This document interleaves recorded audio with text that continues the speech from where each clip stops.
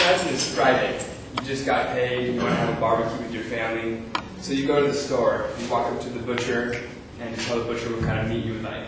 He looks at you and tells you, I can't sell you meat today. It's Lent, and it's against the law. That's how preposterous fixing church and state laws really is. We as citizens of the United States are slowly but surely losing our rights. In this speech, I will argue that Proposition 8 is most definitely unconstitutional. I'll go through and I'll show you how it's a violation of the First Amendment, separation of church and state. I'll show you how it's a direct violation of the 14th Amendment's Equal Protection Clause. And then I'll finish it up with the 9th Amendment, which was put into place by our founding fathers to ensure that everybody's rights will be kept. The First Amendment states, Congress shall make no law respecting the establishment of religion or prohibiting the exercise thereof. Proposition 8 doesn't restrict religious freedom or endorse religious expression, but what it does do is it enact into law certain religious beliefs. The only clear explanation behind Proposition 8 is religion. In a study done, those that identified as Christian evangelists voted for Proposition 8 in a margin of 89 to 11%. Of those 89%, 93% said they attended church on a regular basis. What this means is that Proposition 8 was a highly successful effort of a particular religious group to conscript the powers of state, their beliefs into law. This is a serious threat to a free society committed to the separation of church and state.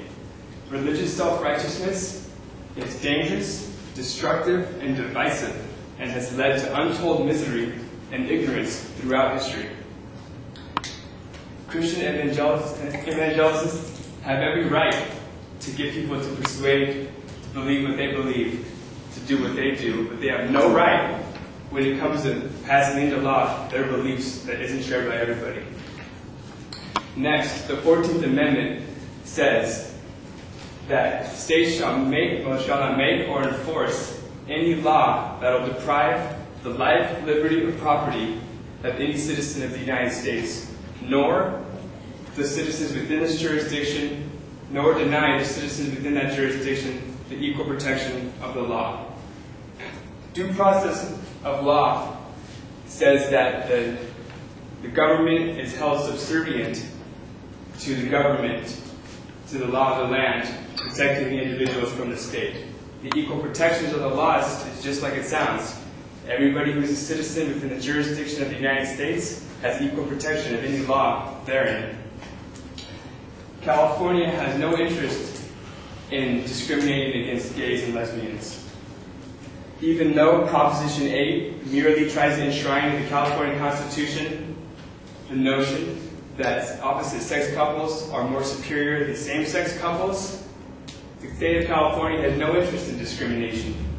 And because Proposition 8 prevents California from fulfilling its constitutional obligations in offering marriages on an equal basis, Proposition 8 is unconstitutional. My third point would be the 9th Amendment. The 9th Amendment, in sum, says that the freedoms that aren't specifically mentioned in the first 8 amendments doesn't limit the rights that are fundamentally ours.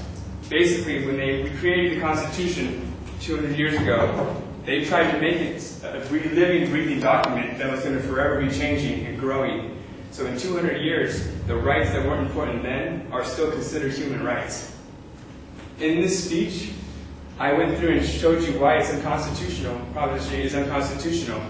I outlined why it was a violation of separation of church and state, why I went through the 14th Amendment and showed how it was a violation of the Equal Protection Clause.